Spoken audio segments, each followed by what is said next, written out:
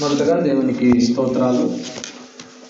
ఆరాధికులుగా చేరవచ్చినటువంటి దేవుని పిల్లలైన మీ అందరికీ ప్రభువైన యేసుక్రీస్తు వారి నామములో హృదయపూర్వక వందనాలను తెలియజేస్తున్నాను. దేవుని యొక్క మహాకృపను బట్టి దేవుడు మనల్ని ప్రేమించి ప్రస్తుతం ఉన్నటువంటి పరిస్థితుల నుంచి మనం కాపాడుతున్నందుకు దేవునికి మనము కృతజ్ఞతాస్తులు చెల్లించబద్దులు ఉంటున్నాం. దేవుని యొక్క వాక్యంలో నుంచి నేరుగా మనం వెళదాం. క్రొత్త నిబంధన దైవగ్రంథంలో 2 నిబంధనలు ఉన్నాయి. అందులో ఒకటి పాత నిబంధన, 2 క్రొత్త నిబంధన. క్రొత్త నిబంధన క్రీస్తు ప్రభు యొక్క సంఘానికి రాజ్యాంగ చట్టం. ఇశ్రాయేలులకి ఒకనాడు రాజ్యాంగ చట్టం, ధర్మశాస్త్రం ఎలాగో నేడు క్రొత్త నిబంధన క్రైస్తవులకి కూడా రాజ్యాంగ చట్టమే ఉన్నది. అయితే ఇక్కడ సమాచారం ఏంటన్నట్లయితే, అంటే మనం ఇంకా పాఠంలోనికి వెళ్ళలేదు, దానికి ముందుగా కొన్ని సంగతులు చూసి అప్పుడు అంశంలోకి వెళతాం. ప్రకటన గ్రంథం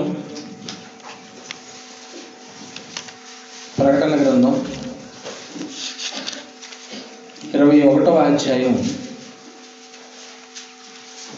ప్రకటన గ్రంథం 21వ అధ్యాయము 9వ వచనం నుంచి మనం చూద్దాం. అంతటా ఆ కడపటి 7 తెగుళ్ళతో నిండిన 7 పాత్రలను పట్టుకుని ఉన్న 7 దేవదూతుల్లో ఒకడు వచ్చి, ఇటు రమ్ము, పెండ్లి కుమార్తెను అనగా గొర్రెపిల్ల యొక్క భార్యను నీకు చూపెదనని నాతో చెప్పి కొనిపోయి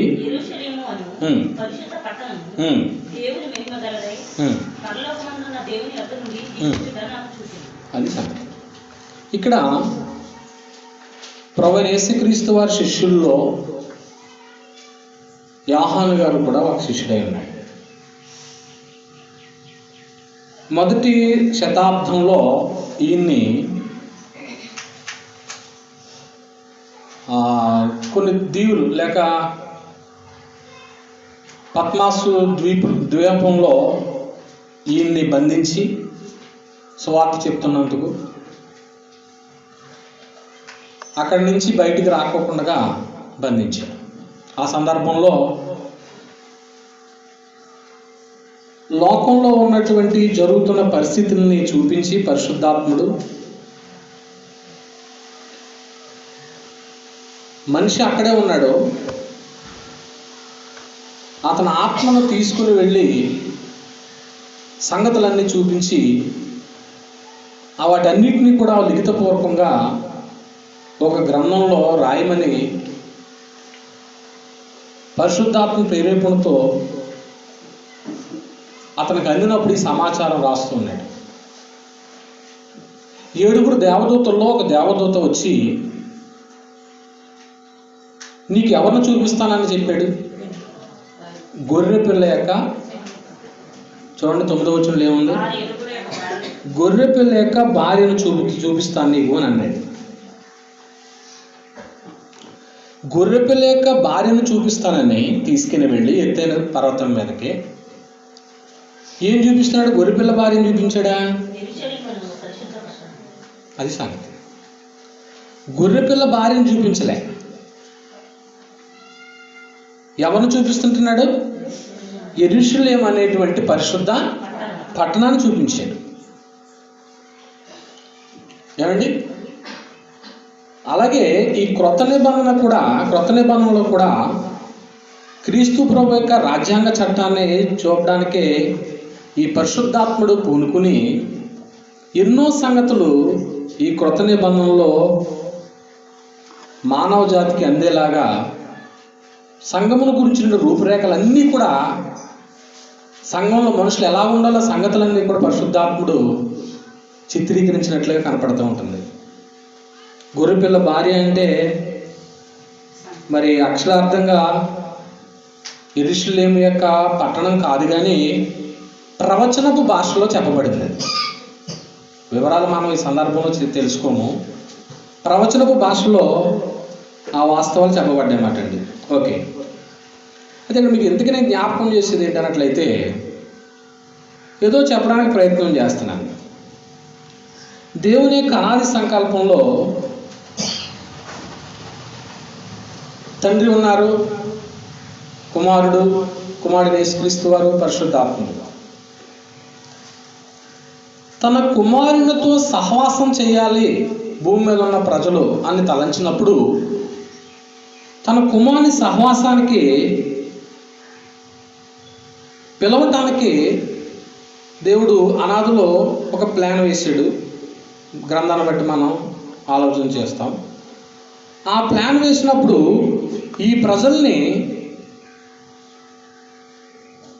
తన కుమారుని సహవాసానికి లేదా యేసుక్రీస్తు వారి దగ్గరికి పిలవటానికి ఎటువంటి వారిని పిలవాలి, ఎవరు పిలవాలి, ఎలా పిలవాలి అనే దాన్ని దేవుడు ముందుగానే డిజైన్ చేశాడు.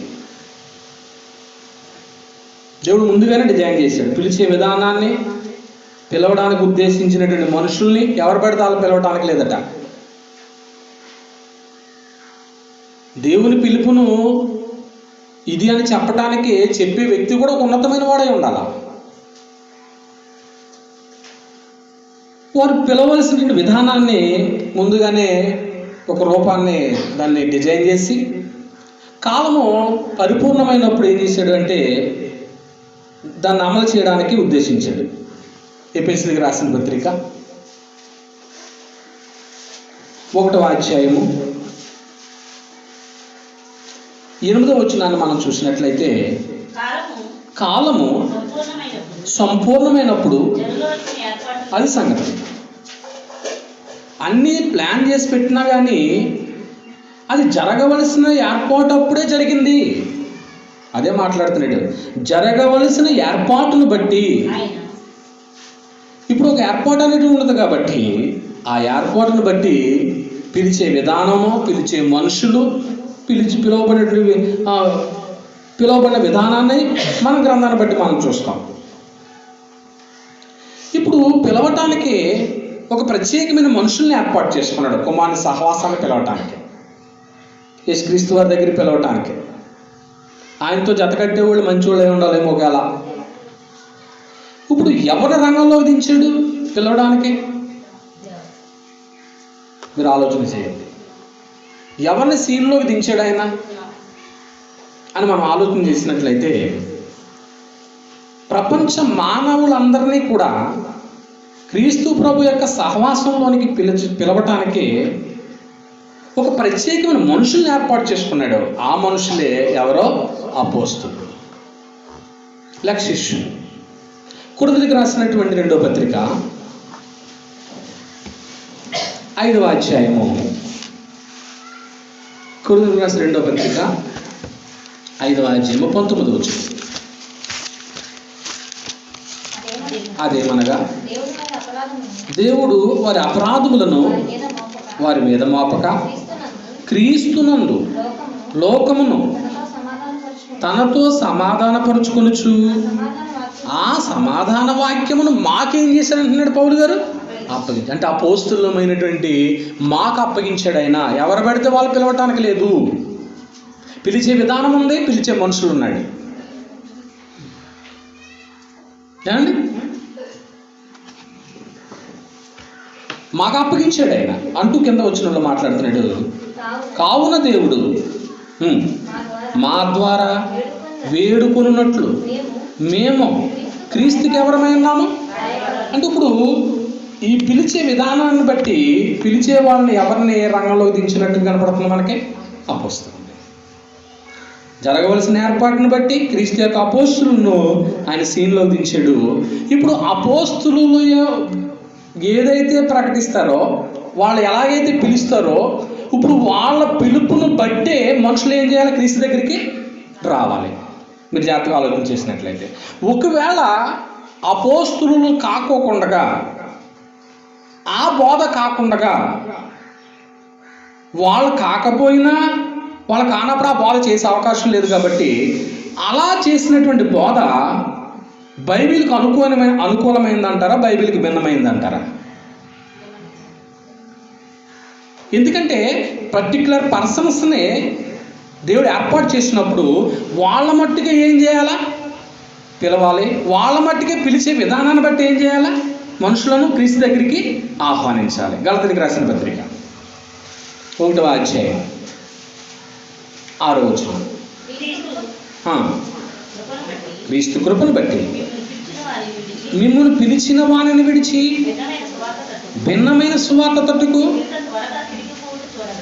చూసారండి, వారి బోధకు భిన్నమైనది కూడా వచ్చిందంట మొదటి శతాబ్దంలో. నాకు ఆశ్చర్యం అవుతున్నది. అది మరి ఒక సువార్త కాదు, కానీ క్రీస్తు సువార్తను చెరుపుగోరు వారు, మిమ్మల్ని కలవరపరచువారు కొందరు ఉన్నారు. మేము కాక మరి ఒక సువార్తను మేమైనను పరలోకము నుండి వచ్చిన ఒక దూతైనను ప్రకటించిన ఎలా ఏమవును గాక. ఒక మాటలో చెప్పుకోవాలంటే వారి బోధకు భిన్నమైనది ఏది? ఇప్పుడు అన్నమాట చెప్పండి. శాపగ్రస్తం. అంటే ఇప్పుడు శాపగ్రస్తమైన బోధను విని క్రీస్తు దగ్గరికి వచ్చావనుకో, నువ్వు నేను కూడా ఏమవుతాం? శాపగ్రస్తం. నేను క్రీస్తు దగ్గరికి వెళ్ళిపోతున్నానండి, నేను చర్చికి వెళ్ళిపోతున్నానండి అని చాలామంది సంబరపడవచ్చు. ఇవాళ ఎంతమంది వెళ్ళట్లేదండి చర్చిలకి? అయితే వాళ్ళు ఏ బోధకు ఆకర్షితులై క్రీస్తు దగ్గరికి వచ్చారు అనేది ఆలోచన చేసుకుంటే, ఆ బోధ అపోస్తుల బోధ ప్రకారంగా వచ్చారా, లేకపోతే శాపగ్రస్తమైనటువంటి బోధ ప్రకారంగా వచ్చారా అనేది వాళ్ళకి అర్థమవుతుంది. ఆ బోధకు భిన్నమైనది చెప్పండి ఏంటి? శాపగ్రస్తమైనది. ఇప్పుడు లోకంలో ఉన్నటువంటి సంఘాలు చాలా ఉన్నాయండి. వాళ్ళు మనం ఎవరిని విమర్శించట్లేదు, కానీ గ్రంథాన్ని బట్టి చెప్పుకుంటున్నాం. వాళ్ళు చేసే బోధ అపోస్తుల బోధ అందాం అనుకోండి. ఒకవేళ అపోస్తుల బోధ అయితే ఏ సంఘాల్లో లేపబడాలా? క్రీస్తు ప్రభు స్వరక్తం ఇచ్చి సంపాదించిన సంఘాలే లేపబడాలా, అంతేనంటారా? అవి కానప్పుడు అది అపోస్తుల బోధ అవుద్దా? అది అపోస్తుల బోధ కాదన్నమాట. కనుక ప్రభునందు ప్రియమైన దేవుని బిడ్డలారా, ఆ బోధ అయితే ఏర్పడింది కూడా ఆయన స్వరక్తం ఇచ్చి సంపాదించినటువంటి సంఘం. మీరు క్రీస్తు సంఘాన్ని గురించి ఎప్పుడు కూడా గట్టిగా మనం నేర్చుకునే ఉండాలి. ఎందుకంటే ప్రపంచంలో మొదటి శతాబ్దం నుంచి కూడా ఏమున్నాయండి? క్రీస్తు సంఘానికి వ్యతిరేకమైన బోధలు ఉన్నాయా లేదా? ఆ బోధకు భిన్నమైంది ఏదని చదివారు ఇప్పుడు మీరు? ఆ బోధకు భిన్నమైంది మనం నమ్మినా, మనం ఒకవేళ విన్నా, ఒకవేళ శాపగ్రస్తం అవుతాం. అది జాగ్రత్తగా ఉండాలి. ఇప్పుడు క్రీస్తు ప్రభు యొక్క సంఘం, ఇప్పుడు పాఠంలోకి వస్తున్నాం. మనమందరము కూడా, ఇక్కడ ఉన్న వాళ్ళందరం క్రీస్తు సంఘమేనా అమ్మా? నేను క్రీస్తు సంఘం. మనమందరం క్రీస్తు ప్రభు యొక్క సంఘంలో ఉన్నాం కాబట్టి సంఘములో ఉన్నటువంటి క్షమించే చట్టాలు ఎలా ఉంటాయి అనేది ఈరోజు మన పాఠం. క్రీస్తు ప్రభు యొక్క సంఘంలో క్షమాపణ చట్టాలు ఎలా ఉంటాయి అనేది మనం కొద్దిసేపు ఆలోచించేద్దాం. మ్యాక్సిమం ఈ పాఠం ముగించేస్తాను. కొరింథీయులకు రాసిన మొదటి పత్రిక 6వ అధ్యాయం. కొరింథీయులకు రాసిన మొదటి పత్రిక 6వ అధ్యాయము 9 నుంచి చూద్దాం. కొరింథీయులకు రాసిన మొదటి పత్రిక 6వ అధ్యాయము 9వ వచనం నుంచి. అన్యాయస్తులు దేవుని రాజ్యమునకు వారసులు కానేరని మీకు తెలియదా? గుర్తుపెట్టుకోండి. జారులైనను, విగ్రహారాధికులైనను, వ్యభిచారులైనను, ఆడంగితనము గలవారైనను, పురుష సంయోగులైనను, దొంగలైనను, లోబులైనను, త్రాగుబోతులైనను, దోషకులైనను, దోచుకుని వారైనను దేవుని రాజ్యమునకు ఏం కారు? వారసులు కానేరరు. మీలో కొందరు, అందరూ అనట్లేదండి, మీలో కొందరు అట్టివారై ఉన్నారు, కానీ ప్రభువైన యేసుక్రీస్తు నామమున మన దేవుని ఆత్మయందు మీరు కడుగబడి, గుర్తుపెట్టుకోండి, ఒకప్పుడు ఇటువంటి స్థితులు ఉన్నాయేమో, ఇప్పుడు పైన లిస్టు చదివాం మనం. ఆ స్థితిలో నుంచి ఏం చేయబడినటువంటి వారుగా గ్రంథం చెప్తుంది? కడుగుబడి పరిశుద్ధపరచబడిన వారై నీతిమంతులుగా ఏం చేయబడ్డారు? మీరు తీర్చబడ్డారు. అలా తీర్చబడినటువంటి వాళ్ళు పరిశుద్ధులు అన్నారు, నీతిమంతులు అన్నారు. వాళ్ళందరిని కలిపే సంఘము అంటాం మనం. లిస్టు చెప్పేశాడు ఎవరెవరైతే రాజ్యంలో ఉండకూడదో. కొందరు అటువంటి వారుగా ఉన్నారో, ఒకరు అటువంటి వారిలో కూడా కొందరు ఏం చేయబడి ఉండొచ్చు? కడగబడి నీతిమంతులుగా తీర్చబడి పరిశుద్ధపరచబడినటువంటి వారుగా ఉన్నారు. వాళ్ళే సంఘం అంటే. కొరింథీయులకు రాసిన మొదటి పత్రిక 1వ అధ్యాయము 2వ వచనం ప్రియులారా, కొరింథీయులోనున్న దేవుని సంఘమునకు, సంఘం అంటే చెప్తున్నాడు, సంఘమునకు అనగా క్రీస్తు యేసునందు. చూసారా, సంఘం అంటే ఏంటో చెప్తున్నాడు. క్రీస్తు యేసునందు ఏం చేయబడిన వాడు? పరిశుద్ధపరచబడినటువంటి వారే పరిశుద్ధులుగా ఉంటూ మీరు ఏం చేయబడ్డారు? పిలువబడ్డారు. అది సంఘం అంటే. ఎవరిని పెడితే వాళ్ళ సంఘం అనలేదు గ్రంథం. క్రీస్తు యేసునందు పరిశుద్ధపరచబడిన వారే. మనం పరిశుద్ధం చేసుకోలేం కాబట్టి ఎవరి రక్తం ద్వారా మన పాపాల శుద్ధీకరణ చేయడం అనేది ఎన్నోసార్లు చెప్పుకుంటున్నాం. ప్రభువైన యేసు క్రీస్తు వారి యొక్క రక్తం. సంఘం అంటే ఏంటి? ఎఫెసీయులకు రాసిన పత్రిక, ఇవన్నీ నిర్వచనాలే, అన్నీ మీరు ఎరిగినాయే. ఏదో ఒక పాయింట్ రావడానికి చూస్తున్నాం మనం. ఎఫెసీయులకు రాసిన పత్రిక 1:1 వచనం, దేవుని చిత్తం వలన క్రీస్తు యేసు అపోస్తలుడైన పౌలు ఎఫెసులోనున్న పరిశుద్ధులను క్రీస్తు యేసునందు విశ్వాసం అంటున్నాడు. చూడండి, అది సంఘం అంటే ఎవరంటే క్రీస్తు యేసునందు విశ్వాసులండి. మన క్రీస్తునందు ఉన్న వాళ్ళ విశ్వాసులు సంఘం అంటేనండి. ఇంకెన్నోసార్లు మీకు చెప్పిన సందర్భమే. సంఘం అంటే మరో నిర్వచనం ఏముంది? అయితే మీరు చీకటిలో నుండి ఆశ్చర్యకరమైన వెలుగులోనికి మిమ్మల్ని పిలిచిన వాని గుణాతిశయనం ప్రచురం చేయ నిమిత్తం రాజులైన యాజక సమూహం అన్నాడు మనల్ని. వాళ్ళని కూడా సంఘమే. చీకటిలో ఉన్నాం, ఒకప్పుడు వెలుగులోకి వచ్చాం. ఇలా ఉన్నటువంటి వాళ్ళందరినీ కూడా, ఈ జనాన్నంతటినీ కూడా సంఘం అన్నారు. ఎవరినందు ఉన్న వాడిని? లోకనందు ఉన్న వారిని, క్రీస్తునందు ఉన్న వారిని, క్రీస్తునందు ఉన్నటువంటి వారిని. రోమీయులకు రాసిన పత్రిక 8వ అధ్యాయము, రోమీయులకు రాసిన పత్రిక 8వ అధ్యాయం 1వ వచనం పిల్లలు. కాబట్టి ఇప్పుడు క్రీస్తు యేసునందున్న వారికి లోకంలో ఉన్న పరిస్థితి వేరంటున్నాడు. క్రీస్తు యేసునందు ఉన్న వారికి అంటున్నాడు. అంటే క్రీస్తు యేసునందు ఉన్న వారికి ఏ శిక్షా విధియో. ఎందుకని? క్రీస్తు రక్తం వల్ల ఏం చేయబడిన వాడు? కడగబడినటువంటి వాడు. కడగబడినటువంటి వాళ్ళు కాబట్టి క్రీస్తు యేసునందు ఉన్న వారికి ఏ శిక్షా విధి లేదని చెప్తూ ఇంకో మాట చెప్పి, క్రీస్తు యేసునందు జీవమునిచ్చే ఆత్మ యొక్క నియమము పాప మరణము నియమము నన్ను ఏం చేసింది? విడిపించింది. పాప మరణము నియమము నన్ను విడిపించింది. అంటే ఇప్పుడు క్రీస్తు యేసు ద్వారా మనము పాపం అనేటువంటి ఆ మరణ బంధకాల నుంచి విడిపింపబడి మనం ఎందులోకి వచ్చాం? సంఘంలోనికి వచ్చాం. సంఘంలో ప్రవేశించాం. సంఘంలో ప్రవేశించడానికి ఒక క్షమా చట్టం ఉంది. సంఘంలో ప్రవేశించిన తర్వాత మరో క్షమా చట్టం ఉంది. 2 చట్టాలు కనపడతాయి మనకి ఈరోజు. సంఘంలో ప్రవేశించడానికి ఒక క్షమాపణ చట్టం ఉంది. సంఘంలో ప్రవేశించిన తర్వాత ఇంకో చట్టం ఉంది. గ్రంథాన్ని బట్టి మనం ఆలోచన చేయగలుగుతున్నాం. లోకంలో ఉన్నవారికి, సంఘంలో ఉన్నవారికి ఒకే క్షమా చట్టం కాదు, కానేరదు. మళ్ళీ చెప్తున్నా, లోకంలో ఉన్నవారికి, సంఘంలో ఉన్నటువంటి వారికి ఒకే క్షమా చట్టం కాదు, కానేరదు. ఆ డిఫరెన్స్ మనం పరిశీలన చేస్తాం గ్రంథాన్ని బట్టి. లోకంలో ఉన్నటువంటి వాళ్ళు ఆ వ్యత్యాసాన్ని మీరు మనసులో పెట్టుకుని లేకుండా వింటూ ఉండండి. లోకంలో ఉన్నటువంటి వాళ్ళు ప్రార్థన చేసుకుంటారు. గుళ్ళోకి వెళ్ళేటువంటి వాళ్ళు అలా అనకూడదు.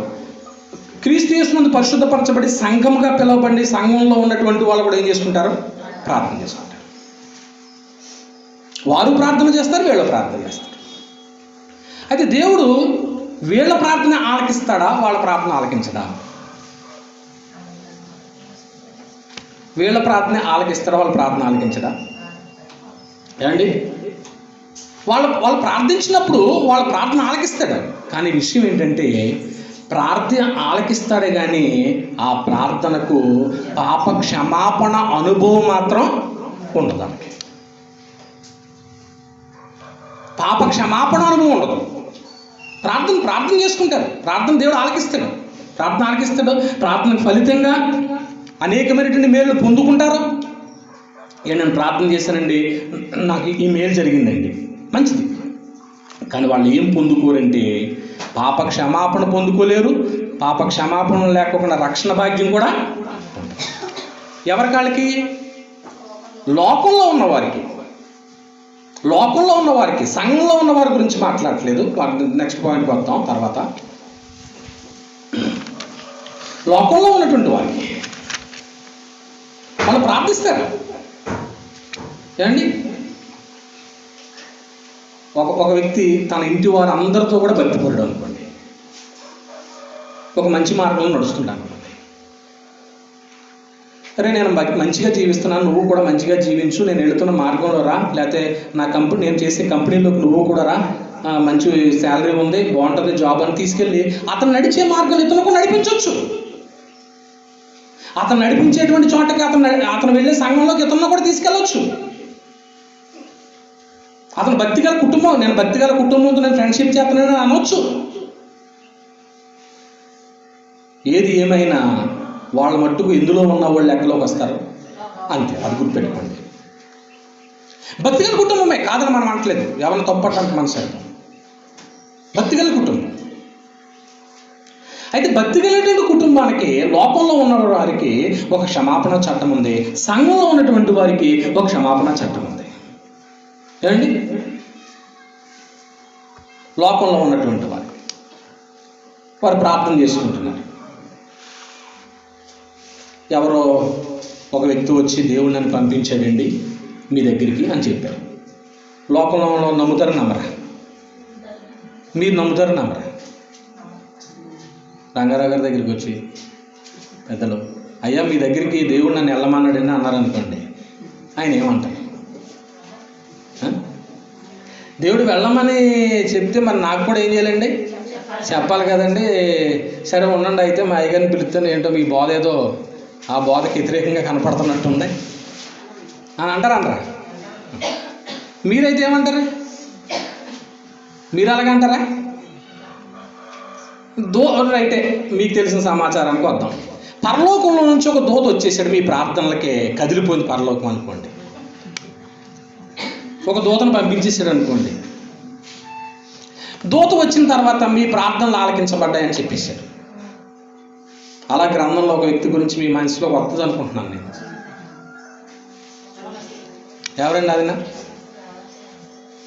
అతడు చేసిన ధర్మకార్యాలు కొర్నేలు దేవుని సన్నిధికి జ్ఞాపకార్థంగా చేరలేదండి. భక్తిగల కుటుంబమా కాదండి? ధర్మకార్యాలు చేసే కుటుంబమా కాదండి? సత్కార్యాలు చేసే కుటుంబం అండి. అపొస్తలుల 10వ అధ్యాయంలో ఉంటాడు కదా ఆయన. మరి అతను గురించినటువంటి సమాచారము ఏమని చెప్పబడిందండి? 10వ అధ్యాయము 1 నుంచి వస్తామా? ఇటలీ పటాలమైన పటాలంలో శతాధిపతి అయిన కొర్నేలియను భక్తిపరుడొకడు కైసరులో ఉన్నాడట. అతడు భయభక్తులు గలవాడై ఉండి ప్రజలకు ఇంటి వారందరితో కూడా ఉన్నాడంట. మనమైతే ఇంట్లో ఒకళ్ళో ఇద్దరు ఉంటామేమో కానీ ఇంటి వారందరూ కూడా ఎలా ఉన్నారండి? భక్తి కలిగిన కుటుంబంగా ఉన్నారు. అతను చేసిన ధర్మకార్యాలకి పరలోకం నుంచి ఎవరు వచ్చేసారండి? దూత వచ్చేసారండి. మరి దూత వచ్చిన తర్వాత ఇక్కడ మీరు ఒక కొంచెం ఆలోచనాత్మకమైనటువంటి విషయం మీ మనసులో పెట్టడానికి ప్రయత్నం చేస్తున్నాను. కొర్నేలి చేసిన సత్క్రియలకి ధర్మకార్యాలకి పరలోకంలో నుంచి దూత వచ్చేసాడు. దూత వచ్చిన తర్వాత ఇతన్ని పరలోకానికి యాక్సెప్ట్ నువ్వు అని అన్నాడండి? అనలేదు. ఏమని అన్నాడు? ఆ మాట చూడండి, 11వ అధ్యాయం 14వ వచనమా? 11వ అధ్యాయం 14. అయితే పేతురు, వద్దు ప్రభువా, తప్పు చెప్పాను నేను. 11:14 ఎన్నో అధ్యాయం ఎన్నో వచనం అది? 11:14 నేను చెప్పింది కరెక్టే. చదవమ్మా. నీవును నీ ఇంటి వారందరూ ఏ మాటల వలన అంటే అప్పటికి కొర్నేలికి ఏమి లేదు, ధర్మకార్యాలు చేసినా దూత వచ్చి చెప్పినా ఏమి లేదండి, రక్షణ లేదు ప్రియులారా. అంటే ఇప్పుడు అతను లోకంలో ఉన్నాడా, సంఘంలో ఉన్నాడా? లోకంలో ఉన్నటువంటి వ్యక్తి. ఇక్కడ మీరు ఇంకో సంగతి గ్రహించాలా, కొర్నేలి ఎప్పుడు సీన్లోకి వచ్చాడు? కొర్నేలి శతాధిపతి భక్తిపరుడు ఎప్పుడు సీన్లోకి వచ్చాడో మీరు గ్రహించాలా. లోకాసు వార్త 24వ అధ్యాయం 46వ వచనం.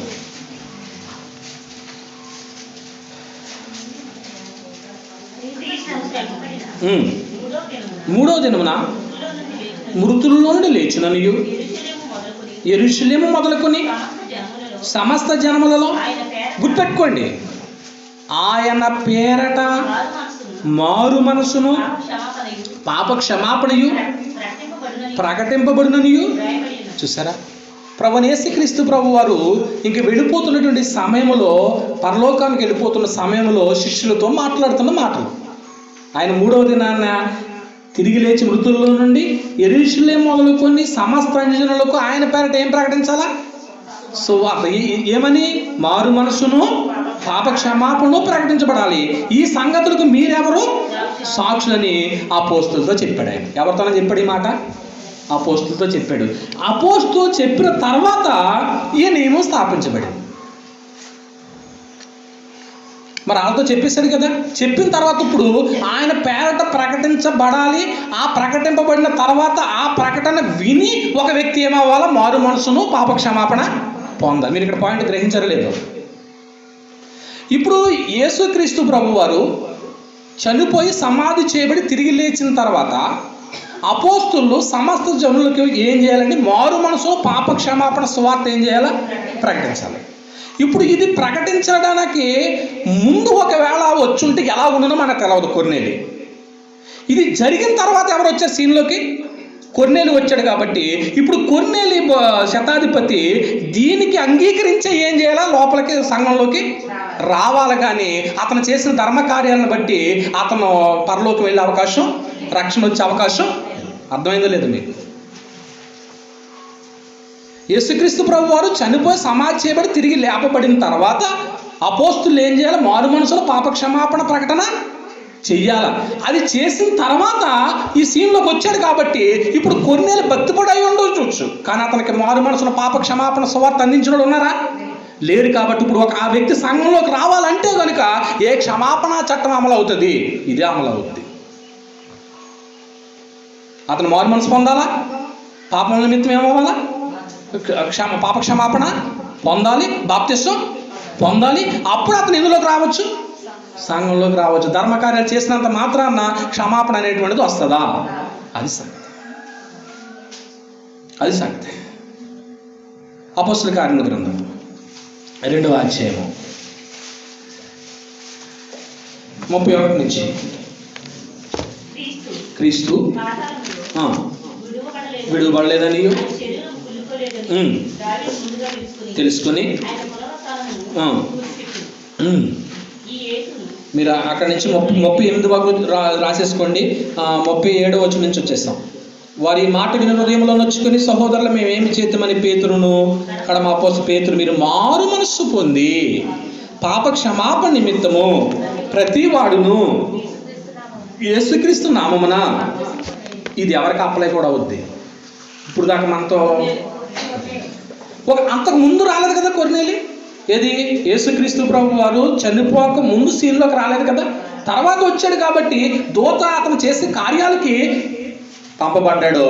అయ్యా, నువ్వు సంఘంలోకి రావాలంటే నీవును నీ ఇంటి వారును ఏ మాటల వల్ల రక్షణ పొందుతారో ఆ మాటలు విని నువ్వు పాప క్షమాపణ పొందాలి. అపోస్తలుడికి చెప్పాడు కదా, నేను వెళ్ళిపోతున్నా, యెరూషలేము మొదలుకొని సమస్త అన్యజనులకు మీరు ఏం ప్రకటించాలా? మారు మనసును పాప. ఇదిగో పేతురు గారు మాట్లాడుతున్నాడు. మీరు మారు మనసు పొంది పాప క్షమాపణ నిమిత్తం ప్రతి వాడు యేసుక్రీస్తు నామమున ఏం పొందండి? బాప్తిసం. అంటే ఇప్పుడు సంఘంలోకి ఒక వ్యక్తి రావాలంటే కనుక ఏ క్షమాపణ చట్టం అమలు అవుతుంది? లోకంలో ఉన్న వారికి మారు మనసును పాప క్షమాపణ, ఆ రెండు పొందితే అతని పాపాలు క్షమించబడతాయి. అప్పుడు ఎందులోకి అతను ప్రవేశించవచ్చు? సంఘంలో ప్రవేశించవచ్చు. అలా కాకుండా నేను సంఘంలోకి ఎంటర్ అవుతానండి ఏంటి, ఏదన్నా లోకంలో ఉన్న సంఘాల్లో జాయిన్ అవ్వాలంటేనే వాళ్ళు మెంబర్షిప్ కట్టించుకోరా? అంటే మీరు ఇన్ని రోజుల నుంచి కట్టాలి, అప్పుడు మీరు మళ్ళీ మాతో పాటు ఏమవుతారు, సమానం. లోకంలోని అన్ని సిస్టమ్స్ ఉంటే దేవుని రాజ్యం అనే సంఘంలో ఆ క్షమాపణ చట్టము ఎంత గొప్పదో చూడండి. లోకంలో ఎంత భక్తిపరుడైనా, ప్రార్థనాపరుడైనా, ధర్మకార్యాలు చేసేటువంటి వ్యక్తి అయినా కానీ అపోస్తుల బోధ వినకోకుండా పాప క్షమాపణ ఉంటుందా? చెప్పండి, ఉండదండి. పాప క్షమాపణ అనుభవించే మార్గం బైబిల్లో ఇంకోటి ఉన్నట్టుగా లేఖనాలు ఎక్కడా కనపడదండి. ఆ బోధ తప్పితే తప్ప. ఆ బోధ కాకుండా ఒకవేళ మనం విని నేను కూడా ప్రభువులో ఉన్నానండి అని అనుకుంటే అది వేరే సమాచారం. అయితే పాప క్షమాపణ అనుభవించినటువంటి వాళ్ళు రెండో క్షమాపణ చట్టానికి లోకంలో నుంచి సంఘంలోకి వచ్చిన తర్వాత వాళ్ళు పాప క్షమాపణ అనుభవించేస్తారు. అనుభవించినటువంటి వ్యక్తి లోపలికి వచ్చిన తర్వాత ఇతనికి ఏ చట్టం అమలు అవుతుంది? లోకంలో ఉన్నంతకాలం ఏ చట్టం అమలులోకి వచ్చింది? పాప క్షమాపణ, మారు మనసు ఇవన్నీ పొందితేనే కానీ అతను లోపలికే వచ్చే అవకాశం లేదు. ధర్మకార్యాలు చేసినంత మాత్రం లోపలికి రావచ్చు సంఘంలోకి? అంటే సంఘంలోకి రావచ్చు, కానీ సంఘంలో చేర్చబడిన వ్యక్తిగా ఏమవ్వడు, అతను పరిగణలోకి వచ్చే అవకాశం లేదని గ్రంథం చెప్తుంది. కొన్ని నమూనాను తీసుకున్నాం మనం. ఇప్పుడు లోపలికి వచ్చిన తర్వాత పాపక్షమాపణ అనుభవించిన తర్వాత వాళ్ళు చేసేటువంటి కార్యక్రమం ఎలా ఉంటుందో చూడబోతున్నాం. లోకాసువార్త 11వ అధ్యాయము 4వ వచనం. మేము మాకు వచ్చి ఉన్న ప్రతి వాణిని క్షమించుచున్నాము కనుక మా పాపంలో ఏం చేయము. అదే పాప క్షమాపణ అనుభవించినటువంటి వారు తమకు వచ్చి ఉన్నటువంటి ప్రతి వాణిని ఏం చేయడం అలవాటు చేసుకోవాలట. అది సంగతి. లోపలికి వచ్చిన తర్వాత, సంఘంలోకి వచ్చిన తర్వాత వాళ్ళని ఏం చేయాలంటున్నాడంటే, మాకు వచ్చి ఉన్న వారిని ఏం చేయమన్నాడు? మళ్ళా చదువన్నమాట. మేము మాకు వచ్చి ఉన్న ప్రతి వారిని క్షమించుచున్నాము కనుక మా పాపంలో ఏం చెయ్యి. అంటే మేము ప్రతి వారిని ఏం చేస్తున్నాం? క్షమిస్తున్నాం. క్రీస్తు యొక్క శిష్యులు క్రీస్తులోకి వచ్చిన తర్వాత ఇది ప్రాథమికమైనటువంటి సూత్రం అండి. దీన్ని మనము మదిలో ఉంచుకోవాల్సిన అవసరం ఉందన్నమాట అండి. ఏమండి? ఎందుకంటే బాప్తిసం పొందాం, పాప క్షమాపణ నిమిత్తం క్రీస్తు యేసు ద్వారా దేవునికి బిడ్డలమయ్యాం, ఆయన శరీరం అనే సంఘంలో ఉన్నాం, క్రీస్తుతో సహవాసం అనిపిస్తున్నాం. యోహాను మొదటి పత్రిక 1వ అధ్యాయం, యోహాను మొదటి పత్రిక 1వ అధ్యాయం 5వ వచనం. మేము ఆయన వలన విని మీకు ప్రకటించు ఏమనగా వెలిగే ఉన్నాడు, లేదు ఆయనతో కూడా సహవాసము గలవారమని చెప్పుకుని జరిగింపుకుందాము. అయితే ప్రకారము నడిచిన ఎడలా మనము సన్యోని సహవాసము గలవారమై ఇందుము. అప్పుడు ఆయన కుమారుని యేసు రక్తం ప్రతి పాపం నుంచి మనల్ని ఏం చేయను? పవిత్రులుగా చేస్తామని చూడండి. సంఘంలోకి వచ్చిన తర్వాత ఒక రక్షింపబడిన వ్యక్తి క్రీస్తు ప్రభు యొక్క శరీరం అనేటువంటి సంఘంలో ఒక అవయవముగా ఆయన పనిచేస్తూ ఉంటున్నాడు. అలాగ అవయవంగా పనిచేస్తున్న వ్యక్తి యొక్క దేహంలోకి ఎవరి రక్తం ప్రవహిస్తుందండి? వాక్యాన్ని బట్టి క్రీస్తు రక్తం ప్రవహిస్తుంది కాబట్టే, ప్రతిరోజు మనల్ని తాగుతుంది కాబట్టే ఆయన శరీరం అనే సంఘంలో నివసించుచు నిరంతరం కూడా శుద్ధీకరించబడుతున్నాం అనేది అందరం ఎరిగిన సత్యం. శరీరం అనే సంఘంలోకి రాకుండా బయట ఉన్నటువంటి వ్యక్తులకి పాపములు అనేటువంటిది క్షమాపణ రాకుండా జరగదు. ఆయన రక్తం ఏమవుతాడని తాకదు, లోపలికి రాకుండా. ఇప్పుడు మనము ఆయనతో సహవాసం కలుగుతుంటున్నాం, వెలుగులో ఉంటున్నాం, మనలో ప్రవహించేది కూడా ఎవరి రక్తం అవుతుంది? ప్రభు అనేటువంటి యేసుక్రీస్తు. అది తాగుతుంది కాబట్టి ప్రతిరోజు కూడా మనల్ని మనం ఏం చేసుకోగలుగుతున్నాం? శుద్ధి చేసుకోగలుగుతాం.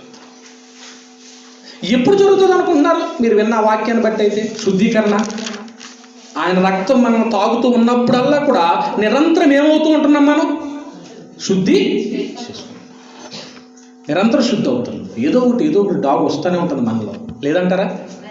లేదు. ఆ డాగ్ నిమిత్తం ఎప్పుడో దేవుడు ఏం చేయాలి? మనల్ని ప్రారంభంలో ఇందాక మనం అనుకున్నట్టు యోహాను శిష్యుడు ఉన్నాడు కదా, ప్రారంభంలో చాలా కోపం అతనికి. ఎంత కోపం అంటే ఒక పట్టణం దగ్గరికి వెళ్తుంటే వాళ్ళు చేర్చుకొని అన్నారు యేసుప్రభు వారిని. అప్పుడు అంటాడు అతను, ఈ పట్టణాన్ని అగ్ని వచ్చి కాల్చేసి ఇలా చేద్దామా ప్రభు అని అడుగుతాడు. అంత కోపం. ఎక్కడది? మార్కు సువార్త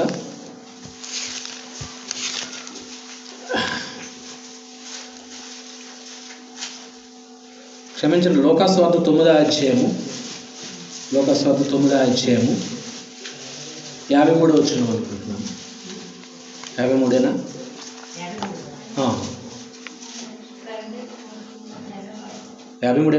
చదవండి.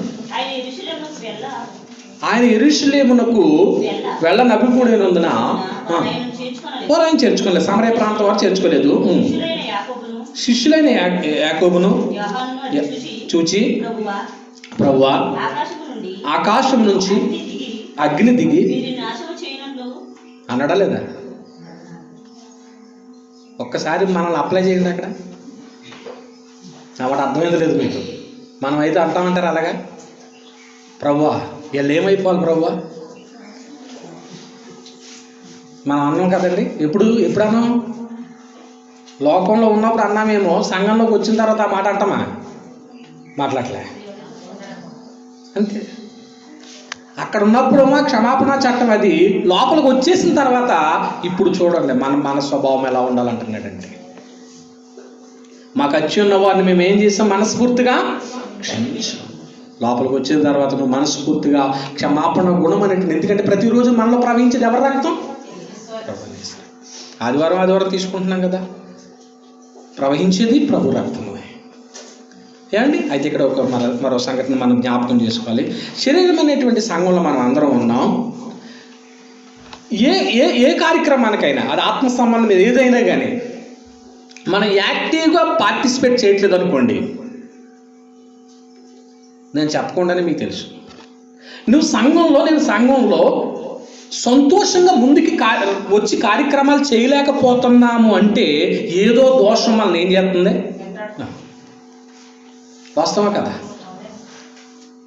మనం చురుగ్గా సంతోషంగా ముందుకెళ్ళి ఏం చేయలేకపోతున్నాం? కార్యక్రమాలు చేయలేకపోతున్నాం. అది జరుగుతుంది లోపలికి వచ్చిన తర్వాత అండి. లోపలికి వచ్చిన తర్వాత మనం అనుకునేది ఏంటి? ఒకప్పుడు నువ్వు స్పీడ్గా పార్టిసిపేట్ చేసేదాను, లేకపోతే దేవుడి కార్యక్రమాలు ముందుకు ఉండే వ్యక్తివి, ఇప్పుడు ఎందుకు అనుకుంటున్నావు? మీరైనా నేనైనా అంటే మనం ఎందుకు ఆ శరీరమైన సంఘంలో అవయవాలుగా ఉన్నప్పుడు దాన్ని మనం ఎందుకు చనువుగా చేయలేకపోతున్నామంటే ఏదో ఒకటి లోపము మనల్ని ఏం చేసింది? నెట్టిపెట్టింది. అప్పుడు వెంటనే లోపల ఉన్న వాళ్ళు ఏం చేస్తారంటే ఒప్పుకుని, ఖచ్చితంగా అయ్యా నాలో ఈ లోపల ఉన్నాం కాబట్టి, ఎందుకంటే ఒప్పుకున్నా కానీ ఆయన రక్తం మనల్ని ఏం చేయడానికి అవకాశం చేస్తుంది? కడగటానికి. లోపల ఉన్నవారికి అది లేదే. వాళ్ళకి ఖచ్చితంగా ఏం పొందాలి? మారు మనసును, పాప క్షమాపణను, బాప్తిసం పొంది లోపలికి రావాలి. లోపలికి వచ్చిన తర్వాత ఖచ్చితంగా మనలో లోపం ఉన్నప్పుడు మనం సంతోషంగా పార్టిసిపేట్ చేయలేకపోతున్నాం కాబట్టి అప్పుడు అయ్యా నాలో ఈ లోపం ఉందనుకుని దాన్ని ఏం చేసుకోవాలి? మనము వెంటనే ఒప్పుకోవాల్సిన అవసరం ఉందన్నమాట. ఎందుకంటే ఏదో సందర్భంలో త్రావలో నడుస్తూ ఉంటుండగా ఎప్పుడు కూడా లెఫ్ట్ రైట్గానే వెళ్ళిపోతావు. ఎప్పుడు కాల్ జారదా? జారలేదా? నువ్వు షూ వేసుకుని వెళ్ళినా, మంచి చెప్పల్స్ వేసుకుని వెళ్ళినా కొన్నిసార్లు ఏమవుతావు? సడన్గా స్లిప్ అయిపోతాం, జారిపోతాం, పడిపోతాం.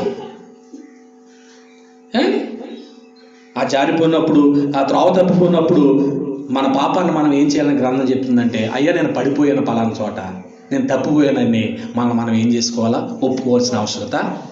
ఇది లోపల ఉన్న వాళ్ళకి సంబంధించిన క్షమా చట్టం. ఇది యోహాను మొదటి పత్రిక చదివాం కదా, 1:8 వచ్చింది. యోహాను మొదటి పత్రిక 1:8 వచ్చింది పిల్లరా. 1:8 వచ్చింది పిల్లరా. రైట్. మనం పాపము లేని వారమని చెప్పుకొని ఎడల మనలను మనమే మోసపుచ్చుకుందాము. ఎక్కడో చోట కాలు జారుతున్నాము, ఎక్కడో చోట తావు తప్పిపోతున్నాము. చదువు. మనలో సత్యం ఉండదు, మన పాపములను గుర్తుపెట్టుకోండి. కాలు జారిపోయింది, తప్పిపోయాం, ఏం చేద్దాం? వాక్యాన్ని బట్టి చెప్పండి. ఒప్పుకుందామా? ఒప్పుకోవాలని గ్రంథం చెప్పిందా లేదా? ఒప్పుకోమని చెప్పింది. ఇది లోపల ఉన్న వారికి వర్తించే క్షమా చట్టం. ఎదుటి వారిని క్షమించే చట్టం మనకు అప్లై అవుతుంది. మనం తప్పు చేసినప్పుడు ఒప్పుకునేటువంటి పరిస్థితి కూడా దేవుడు మనకిచ్చాడు. లోకంలో ఉన్న వారికి ఉంది అది. లోకంలో ఉన్నవారు ఖచ్చితంగా ఏం పొందాలో వారు మనసును పాప క్షమాపణ పొందితేనే కానీ ఆ క్షమా చట్టం వాళ్ళకి అప్లై అవుతుంది. అది అప్లై చేసుకుంటేనే కానీ లోపలికి రాగలరా? అలా వచ్చినోళ్ళమే కదండి మనందరము. అలా వచ్చిన తర్వాత, లోపలికి వచ్చిన తర్వాత మాకు వచ్చి ఉన్న వారిని కూడా మేము ఏం చేస్తున్నాం? క్షమిస్తున్నాం. మత్తయి సువార్త 18వ అధ్యాయం, మత్తయి సువార్త 18వ అధ్యాయం 35 వచ్చిన పిల్లలు. మత్తయి సువార్త 18వ అధ్యాయం 35 వచ్చిన పిల్లలు. 35. మీలో ప్రతివాడును క్రీస్తునందు ఉన్నటువంటి వారు తాము ఎడల అపరాధం చేసినటువంటి వారిని ఏం చేయాలో చెప్తున్నాడు. మీలో ప్రతివాడును తన సహోదరుని హృదయపూర్వకంగా క్షమించినలా నా పరలోకపు తండ్రి ఆ ప్రకారమే అతకండి. లోపలికి వచ్చిన తర్వాత నేను ఆమెను క్షమించను, అతన్ని క్షమించను అనుకోకుండా హృదయపూర్వకంగా ఏం చేద్దాం చెప్పండి? 2 క్షమాపణ చట్టాలు మేము ఉంచాను సంఘంలోకి వచ్చిన తర్వాత. ఒకటి లోకంలో ఉన్నవారికి, రెండోది సంఘంలో ఉన్నవారికి. లోకంలో ఉన్నవారిది, సంఘంలో ఉన్నవారిది 2 ఒకటేనా, ఒకటి కాదా? అసలు ఎప్పటికీ కాదు. కానీ లోకంలో ఉన్నటువంటి వారు మారు మనసు పాప క్షమాపణ వాళ్ళు పొంది ఎందులోకి రావాలా? సంఘంలోకి. వచ్చిన తర్వాత మనం ఏం చేయాలి? సింపుల్గా మీకు చెప్పండి. మనకు వచ్చి ఉన్న వారిని మనం ఏం చేయాలి? క్షమించాలి. మనం కాలు జారిపోయినా తప్పిపోయినా మనం ఏం చేయాలి? మళ్ళీ బాప్తిజం పొందడానికి లేదండి. నేను బాప్తిజం పొందాను, మొన్నటిదాకా నేను తప్పులు చేశాను, మళ్ళీ పొందేస్తాను నేను అని అనుకోండి. ఇక్కడ ఏం చేయాలంటే 2వ క్షమాపణ చట్టంలో ఉన్నది ఏంటంటే ఒప్పుకోండి. ఇక్కడ ఏం చెప్పాడు? ఇప్పుడు యోహాను మొదటి పత్రికలో మనం ఏం చేయమన్నారు? ఒప్పుకోండి. సహోదరుల విషయంలో ఒకవేళ ఏదైనా లోపం ఉన్నట్లయితే హృదయపూర్వకంగా అవతల వ్యక్తిని ఏం చేయమంటున్నాడు? క్షమించండి. సంఘంలో ఉన్నటువంటి మనం ఈ క్షమాపణ చట్టాలని అవలంబిస్తూ దేవుని రాజ్యానికి దగ్గర అవ్వాలని, దేవుని రాజ్యంలో ఉండకూడనటువంటి వారి లిస్టులో మనం ఉండకూడదని ఈ మాటలను హెచ్చరించుకుంటూ మిమ్మల్ని అందరినీ హెచ్చరిస్తూ ఇంతవరకు ముగిస్తుంది. మీ అందరికీ ప్రార్థన చేసుకుందాం. ప్రార్థన చేసుకుందాం. పరమందు ఆశ్రమైన మా పరలోకపు తండ్రి, సంఘము మీ అనాదిలో మీరు ఏర్పాటు చేసింది. కానీ ఆ సంఘంలోనికి పిలిచే వాళ్ళని ప్రత్యేకంగా పెట్టుకున్నావు. పిలిచే విధానం కూడా ప్రత్యేకంగానే ఉంది. కాలం సంపూర్ణమైనప్పుడు జరగవలసిన ఏర్పాటును బట్టి అది ఎవరికి అప్పగించాలో అప్పగించు. అపోస్తులకి, అపోస్తుల బోధకు భిన్నమైనది శాపగ్రస్తమైంది. ఆ శాపగ్రస్తమైనటువంటి బోధకు మమ్మల్ని ఉంచకోకుండా లోకంలో నుంచి ఏ క్షమాపణ చట్టం అమలవుతుందో ఆ చట్టం ప్రకారంగా మమ్మల్ని లోపల పడేసా తండ్రి. స్తోత్రాలు. లోపలికి వచ్చిన తర్వాత మేము ఏ క్షమాపణ చట్టానికి మేము లోబడి ఉండాలో ఆ సంగతులు కూడా మాకు నేర్పించినందుకే స్తోత్రాలు. నీరు కట్టి ఫలింపచేయండి. మిగతా మేలుకరంగా మార్చండి. మా ప్రభువైన యేసుక్రీస్తు వారి పరిశుద్ధ నామములో ప్రార్థించి వేడుకొనుచున్నాను పరమ తండ్రి. ఆమేన్.